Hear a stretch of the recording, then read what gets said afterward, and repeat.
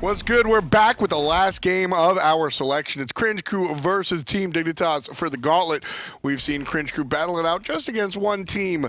So CC are going to go up against Team Dig, and the winner of this we'll see at LAN. Really excited to see who's going to come out. I mean, these are the two teams that everyone expected. I mean, Dignitas, the top seed, so they were going to be waiting here for whoever won out of the first 3 sets, and it's been Cringe Crew. It was a little bit closer than I think a lot of people expected up against Elevate. Elevate shaking it up a little bit, making some roster changes. They looked good, but not quite good enough to get over the Crew. Yeah, exactly. And Cringe Crew, I think this is a sort of, well, this is the way it's seeded, right? Your top seed's sort of at the bottom, so many people, I think, sort of expected this. The two stronger teams wind up going against each other.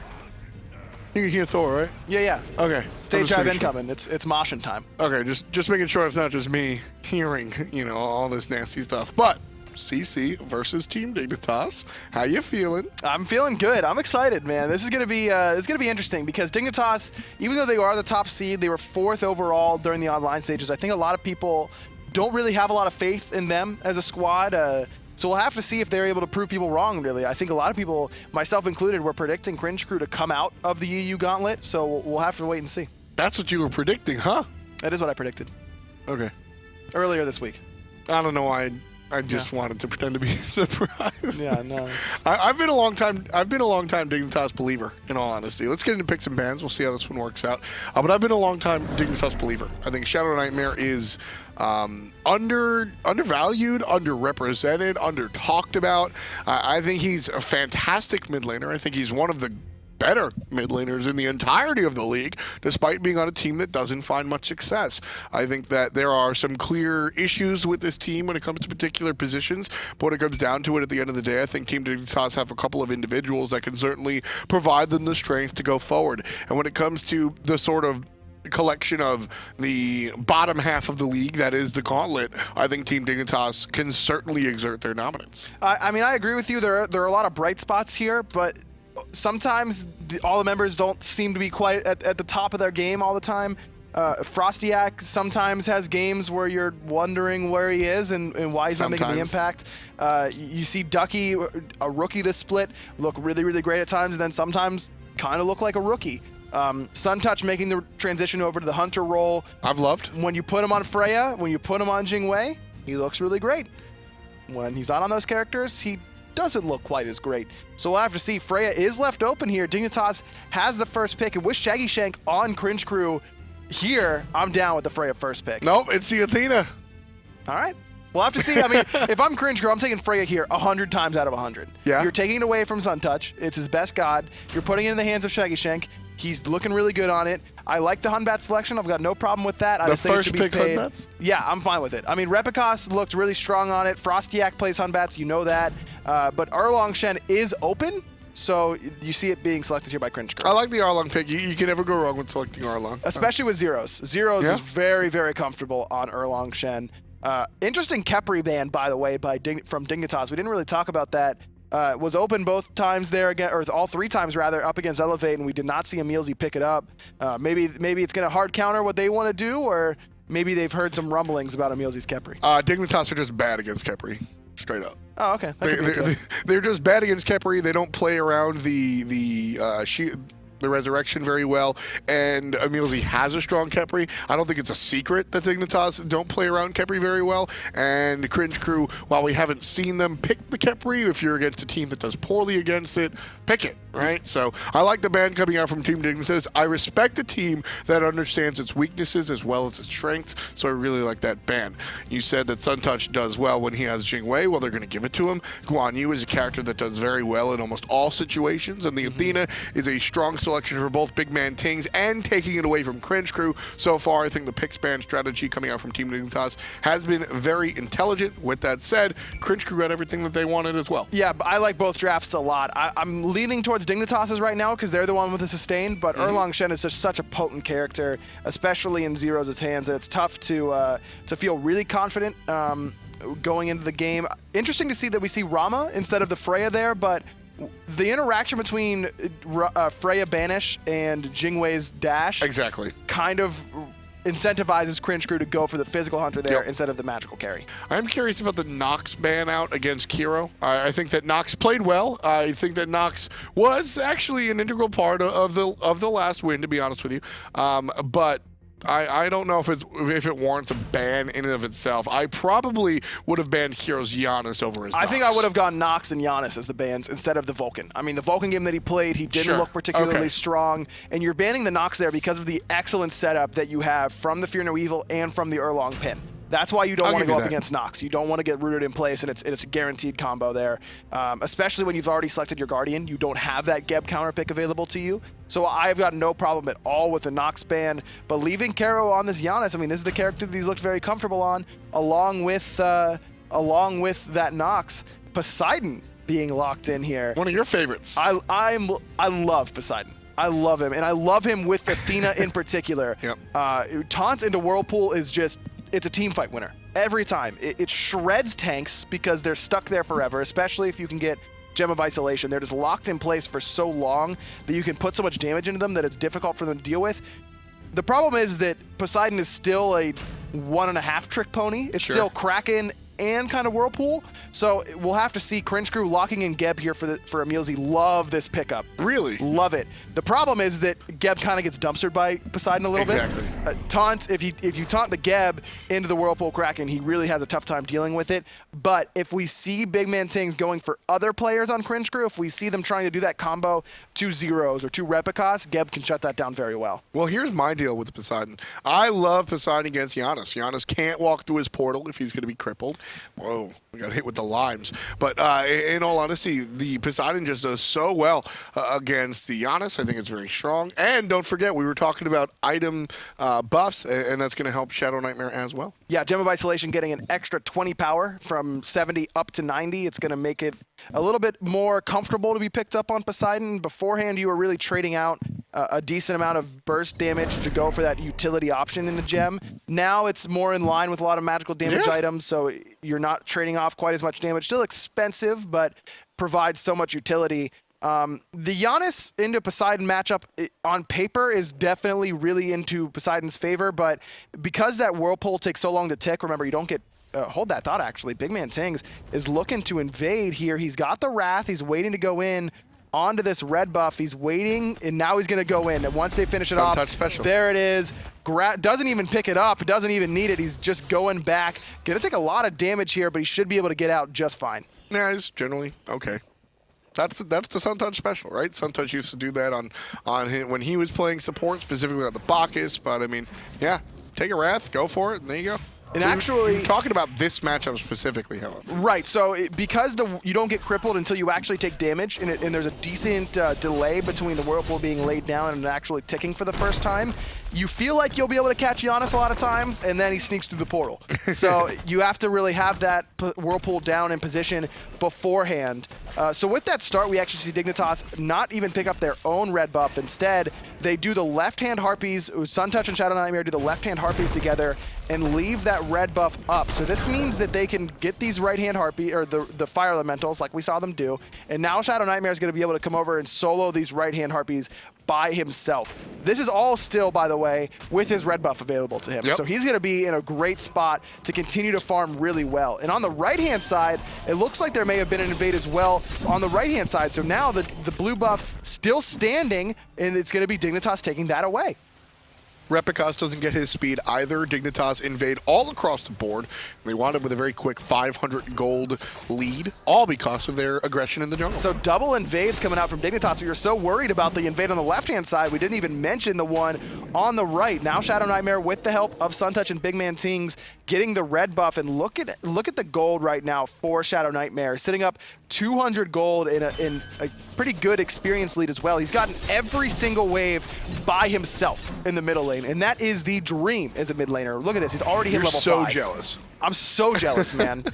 He's hit level 5 at 2 minutes. That's insane because he's two-way split the left-hand Harpies, he soloed the right-hand Harpies, and he got the red buff, and he's gotten every wave by himself. He's also 300 gold against his direct opposition. Look at that experience per minute, 800. It's going to fall a little bit now, but you know, a very strong start for the Poseidon, which is very important because Poseidon is very much a mid-game god. He's going to hit his stride, and that big burst of damage is going to be very strong, especially before level 12. Nobody on Cringe Crew started out with a Sanctuary. I guarantee you at least 1 or 2 players on Cringe Crew will have the Sanctuary when they hit level 12 for their second relic. How much are they going to regret not starting with it is the question. Well, you can't go Sanctuary and not Purification here at level 1 because of the Athena taunt and the Thor dunk. Because even if you get the Sanctuary, you're just going to get CC'd so hard that you will never be able to get it off anyways. So they may regret it, but they didn't really have a choice because of the composition that Dignitas drafted. This is one of the advantages that you can do in Season 3 that wasn't really around before in Smite. You don't get your second relic until level 12, so if you draft a composition where you need both Sanctuary and Aegis early on, you got to make the choice. And this one is certainly going to cause a little bit of a stutter step. Again, the secondary invade coming out from Ducky here, looking for the speed buff one more time. Zero's going to contest it, but the Wrath comes out, and here comes everybody else from Dignitas. There's the big fish, and the damage is large. Zyrhoes goes down. That's first blood for Dig. Through space and time, fired off, trying to help Zyrhoes, but it just was not in time. I like the idea from Cringe Crew, go to the Gold Fury, but Suntouch knew it was happening. Suntouch has played Smite competitively for way too long to give up a Gold Fury like that. First blood goes the way of Dignitas. The invades on both sides of the map paying off big time right now. Yeah, I mean, this is exactly the way Dignitas wanted this game to go. 4 minutes in, they're already leading by a slew of gold, almost 2,000, just about 1,600 to be specific. These right side Harpies are going to spawn as well. ShadowNightmare doesn't have the ultimate available, but he certainly has a number of tools. There's Purification stripped away from the jungler as well. A very quick win for Dig. You cannot purify that. You have to use your relic there because even if you don't, it's not going to be a ton of burst damage. You know Kraken's down, but you can't sit in that whirlpool because you won't be able to somersault away whenever the taunt wears off. And that's the strength of this composition that Dignitas has drafted. You mentioned it. Poseidon best in the mid game. This entire team is insane in the mid game. This is we're going to get the lead early, we're going to double invade you, and then we're going to snowball off of that lead. I love this composition. Looking for another kill in the solo lane. Zero's in trouble. Spin to win is gonna be enough. Ducky gets a hit. Did he just taunt? Did he take an extra tower shot to taunt? He may have, and who cares, man? You've got conviction. I think he did. You're not worried about it. Wrath is on cooldown for the next 30 seconds, so this buff is not quite guaranteed. Actually, BigManTingz is here, and he's got a Wrath. FrostiaK eats the Cataclysm, but it's immune by the Anvil of Dawn. Comes crashing down onto Kero, but the good shield right on time for EmilZy. Frosty in trouble. Gonna use the hammer to get away. Nobody really there to answer back. Kraken wildly off the mark. All right, so we talked about it earlier. When you throw down Whirlpool, it takes a second to tick. Yeah. No purification on Repikas means that kill was free unless he's able to jump out of the Whirlpool in time. You have to wait for the numbers whenever you're playing Poseidon. Whenever you know they don't have purification or Sanctuary, you're looking for the Whirlpool Kraken combo. Numbers mean go. Numbers is when you throw it out there. Until then, you can't use the Kraken or else stuff like that happens. Yeah, it's just going to be a little troublesome. What's so funny, Tom? the Kraken cucumber combo really got me, dude. Dude, what if Kevin from SpongeBob, Kevin the Cucumber, came crashing out? You don't know Kevin the Cucumber? I don't watch anime, man. SpongeBob is not anime, Tom. It's a cartoon. They're all the same, dude. Can I get a substitute now?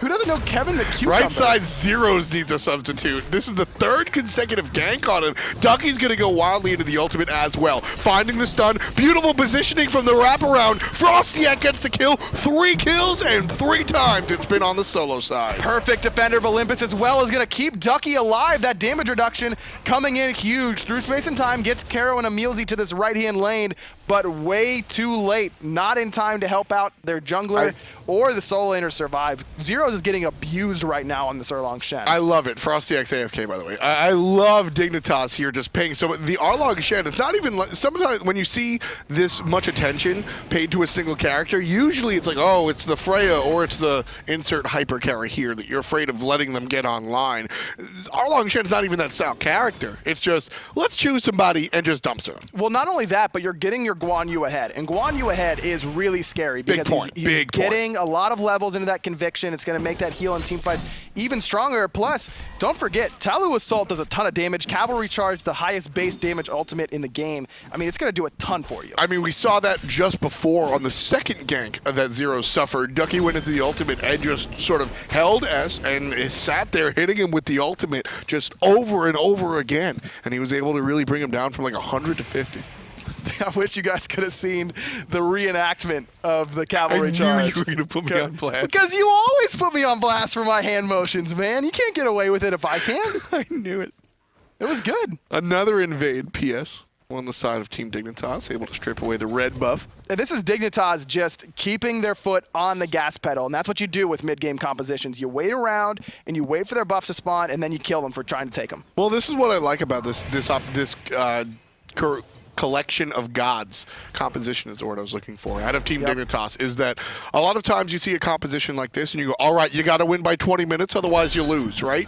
Well, that's what the side lanes are for. So you have this sort of must win in 20 minutes. Well, you don't have to win in 20 minutes because you're going to be off to a good lead and hopefully you win in 20 minutes. But if not, you've got the Jing and the Guan to help you out towards the late game. I think this is a very intelligent pit ban strategy coming out from Team Dignitas. Kraken was used in the middle lane there by ShadowNightmare, forced out the purification from Kero, so a big win there. This means that FrostiaK, when he has that ultimate back available, is going to be able to set up a lot of kills onto Kero. Plus, this means Kero is in a ton of trouble to a dash taunt even. Dash taunting this Janus, if EmilZy isn't around to give him that shield, is going to put him into a lot of trouble. Cold Fury started by Dignitas. They're going to peel off of it and look towards EmilZy this time around. Ultimate not available for ShadowNightmare. Great wall. Big point, and like you said, big wall, going to separate EmilZy for the moment. But he'll, in general, be fine. I want to talk about that ultimate of FrostiaK just before. That looked terrible, but in the end of the day, I think actually made an impact. ShadowNightmare was in big trouble, used the Kraken defensively, and I think Cringe Crew might have collapsed onto the Poseidon, but FrostiaK comes down, doesn't impact anybody, doesn't hit anybody, but his presence is there, and that's enough to shove Cringe Crew out of the way. He was looking for the gank on the right side, but quickly had to change his mind. Exactly. Plus, I mean, it was the warding from Zyrhoes that is able, you can see it right there. That's the ward right underneath Fire Giant that really sold out FrostiaK's ultimate. So now FrostiaK knows he's either got a ward inside the Fire Giant pit or below it. You can kind of think, okay, where did I walk and where do we not have counter wards? And that gives him information to try and make that gank happen from a different way. Now he knows that he could probably just go around the top side, come up the top of the lane in mid, wrap to the right, and kill Zyrhoes that way. Definitely have to reevaluate his approach to the lane. Like we said, FrostiaK is pretty much the definition of a hot and cold player. He is spotty, and this is one of his hot games for sure. Already off to a big tear. Fire Giant just spawning now at 10 minutes, and this is certainly one of FrostiaK's good-to-go games. I want to see him stay active, however. A lot of times these Thor players, they'll get a couple of good ganks and then just kind of hang out and chill. Nah, keep it going. I want to see more and more. Every time that ultimate comes off cooldown, I want to see FrostiaK use it. And I've got no reason to believe he's going to do anything but that, but keeping his foot on the gas pedal. You see the lead that ShadowNightmare has gotten for himself in the middle lane. In the solo lane is the biggest lead right now. Ducky up 800 gold in 2 levels, looking very strong. EmilZy's caught out a little bit here. There's the Kraken on top of him, but it's immune by the shield perfectly. FrostiaK, 1 HP, snipes from Shaggyshenk, not going to reach him, but great counter engage there by Cringe Crew. Perfect setup by Team Dignitas, but Cringe Crew doesn't care how perfect the setup was. How was that Kraken completely immune? It was a little bit off the center. I think that, so one of the weird interactions, we used to play Thor Poseidon constantly. I mean, Poseidon was one of my favorite gods. Chapo on Thor, he played it every game if he could. So it's one of those weird interactions, though, where you can't Kraken where the Thor wall is. So there you've got the walls in the jungle, and then you've got the Thor wall cutting it off. And so there's a very small area where ShadowNightmare can actually deploy that Kraken. It looked like it was just a little bit too far towards the middle lane. EmilZy only eats the outside half of it looked like, as well as he had already shielded himself, so he doesn't take enough damage. FrostiaK heard what I said, keeping up the pace of the game, looking for a target. However, well, he hit the ult as soon as it came up, but he didn't really have a target to choose Well, at. you never said anything about that. You just wanted him to use it. All right, you know what? I find it strange that I would have to say this, but I would like the FrostiaK to use it in a good application. Oh, okay. Here comes contestation for the Gold Fury, stolen away by Team Dignitas. There's the Wrath coming into play. BigManTingz perfectly using that relic. They knew that they were going to be doing this Gold Fury early on. So you get the value from the Wrath from stealing away the red buff, and they're here at 12 minutes, securing the first Gold Fury of the game. Classic ShadowNightmare, picking up a tiny trinket early and then selling it early to finish a second item. It's going to be the second item, Gem of Isolation. So I mentioned it earlier. This is big for Poseidon. Poseidon and Gem of Isolation go together like, you know, butter and toast. Okay, I was waiting for a weird aggroism, but keep going. Butter and toast are great. No, it is. Okay. No, you're right. Good. That was normal for once in your life. Like F. and New York bagels. I mean, they go together anytime, any place. But you do sacrifice some damage. You don't have the penetration. You don't. Wait for the numbers, ShadowNightmare. Numbers mean go. Gotta see those numbers. So I wonder how this leads me to believe that maybe ShadowNightmare hasn't been practicing as much Poseidon recently. ShadowNightmare plays a lot of Poseidon. That's why I'm so surprised to see it come up short. But it's not looking like it. Exactly. Right now, I mean, normally, you know, I don't like saying those sorts of things, but when you make the same mistake twice, and it's a, you know, when you play a lot of Poseidon, that's what you know. Yeah. You know the Whirlpool takes a minute. You got to wait for it.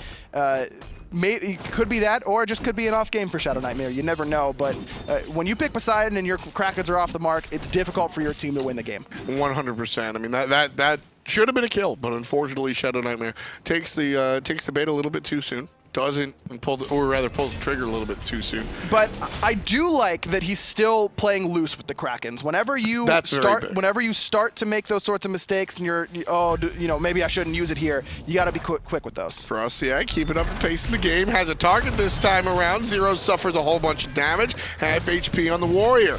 He's looking to get healed in a moment. No stun.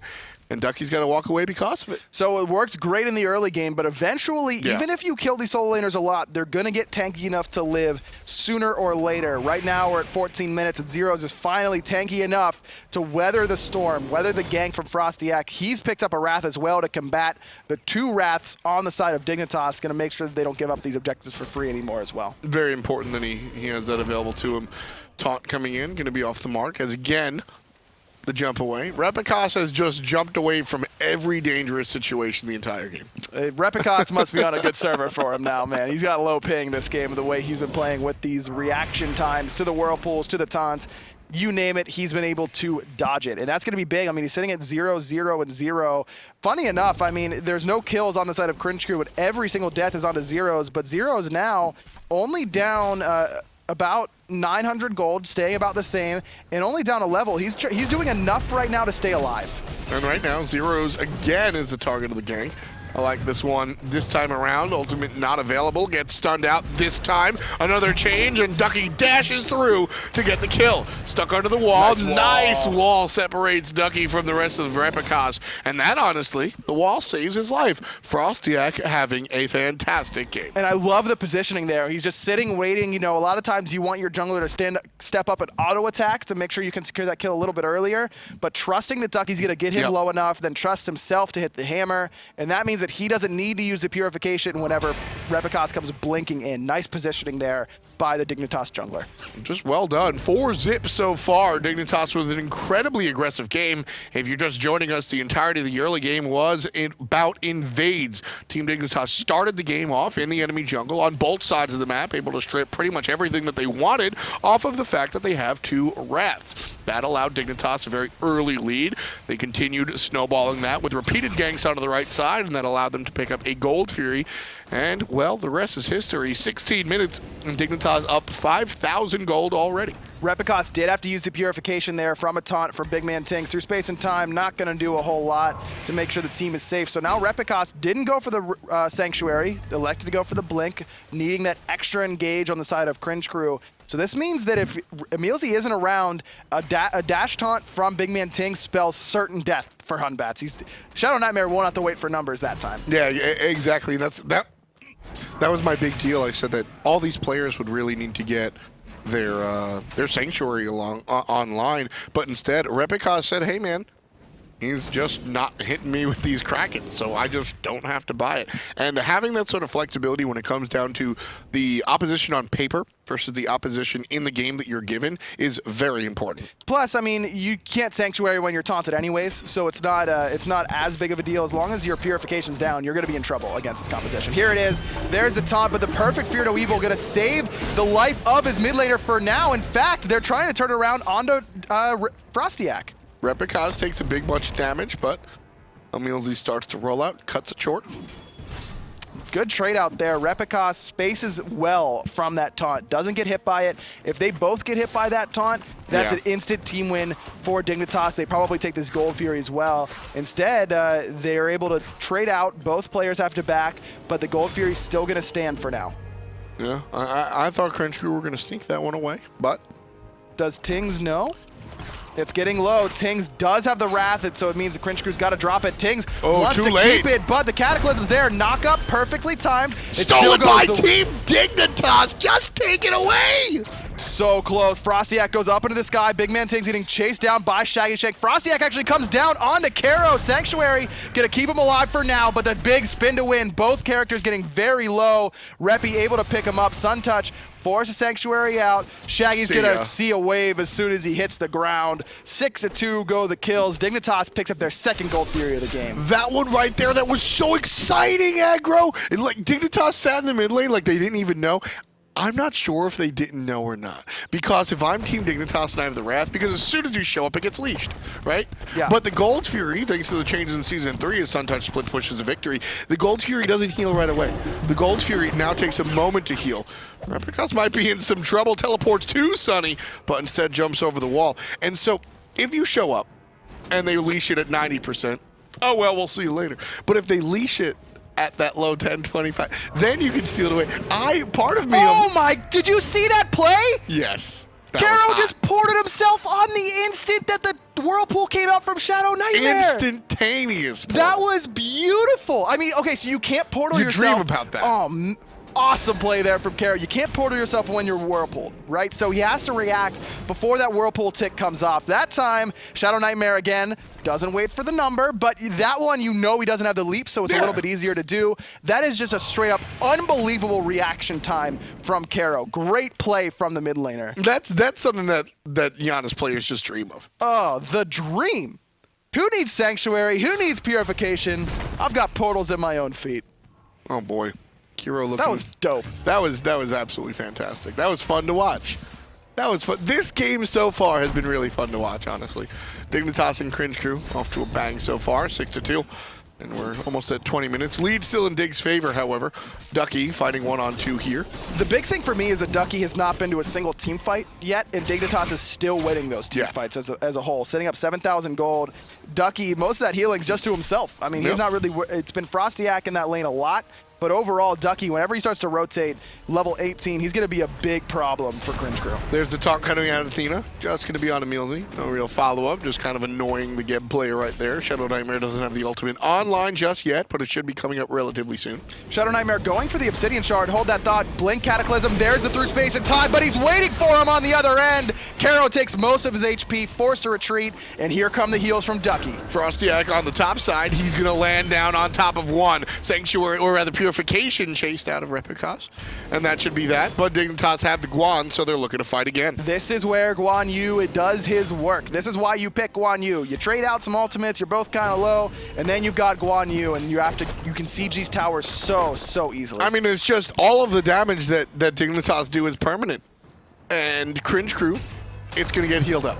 It sure is. And ShadowNightmare played that fight really well overall, perfectly timing that Kraken, was waiting for Kero on the other end, forced him out of the fight immediately. Quick Purification really saved him there as well. If EmilZy's able to get that knock-up off, he probably gets hit by the Unstable Vortex after Kero comes through the portal. Instead, is able to stay alive, turn it around, and now Dignitas, full health, thanks to Conviction from Guan Yu, is going to start up the Fire Giant. They've got an 8K lead as well, Ryan, and because of that, they're going to be able to take any fight that comes to them. The Fire Giant forced here. They got the Wrath as well. Dignitas secure the objective. BigManTingz face to force a wall, but he's just going to look the other way. FrostiaK takes to the sky, lands on one. Shaggyshenk doesn't really mind, doesn't take too much damage from it. Dignitas looking for the full retreat, and they'll get it. Zyrhoes never even got the Wrath off, and you see the double Wrath kind of strategy there from Dignitas. That's some old Season 2 stuff right there. You run 3 Wraths and then just triple Wrath the Gold Fury, and it dies basically instantly. This time you get it close enough that you can Wrath it and then immediately Wrath it again. Zyrhoes wasn't ready for it. It also got CC'd, I think, there, and it's going to be the Gold Fury for Cringe Crew, or excuse me, Fire Giant for Dignitas.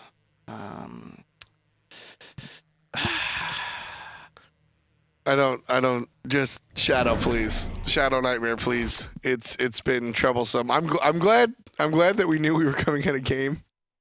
I was leaned back in my chair, just upset about this one. You know what the problem is here? Is that Dignitas, I don't know how to make it work, but one of the first teams on Burrito, their solo laner's name is No Numbers. I wanted to tie that in, but I couldn't figure it out.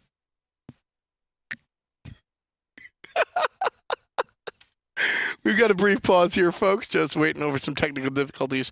The players are going to pause the game, but we'll be back into it in a moment. Fire Giant around the waists of Dignitas. There has been a DC, so we're going to fix that in a moment. Zyrhoes gets the DC there. Wasn't able to find. We talked about it there.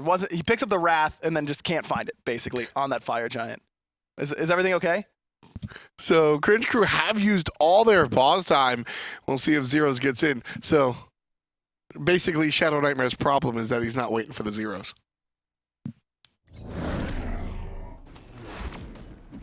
And neither is Cringe Crew.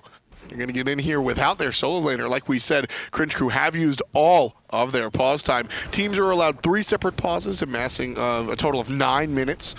So because of that, Cringe Crew have waited all 9 minutes, and Zyrhoes still unable to connect.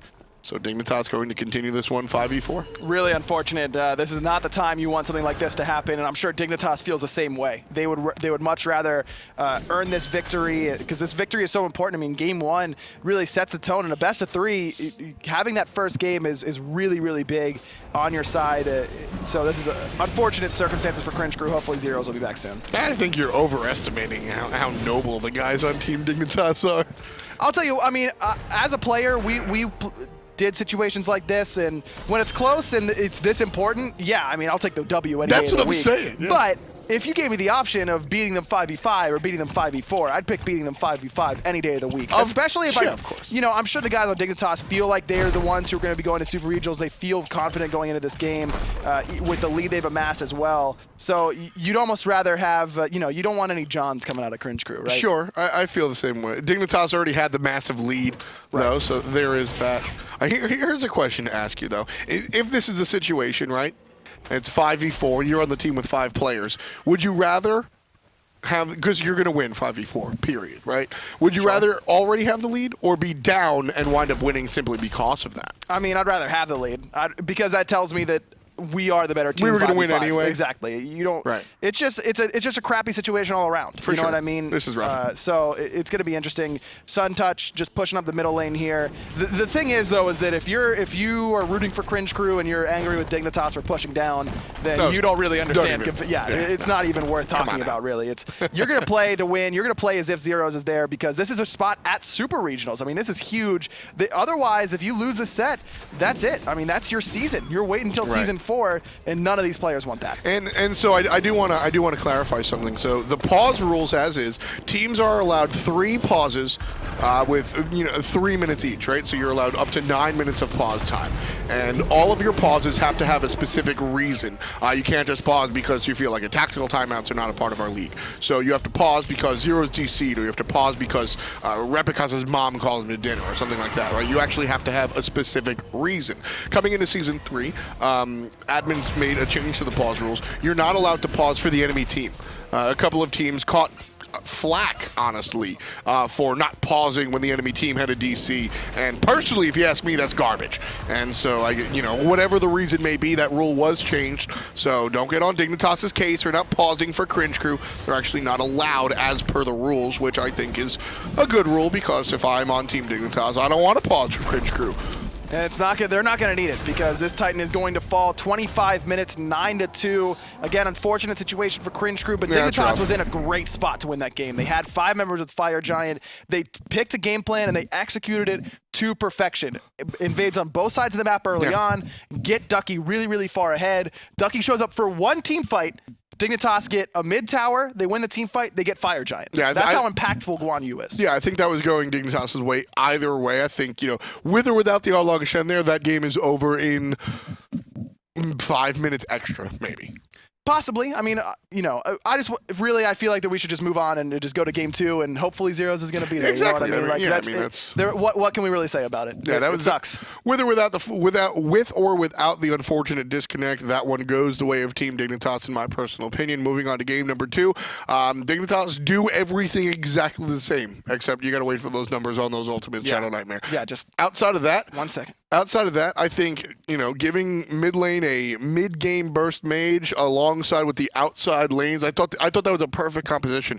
Your 3v3 comp hits its stride of the early and mid game, and then your outside lanes can do what they want towards the late game. I thought that was a fantastic, just mid-range composition, to use a trading card game term. I just loved it. I loved it.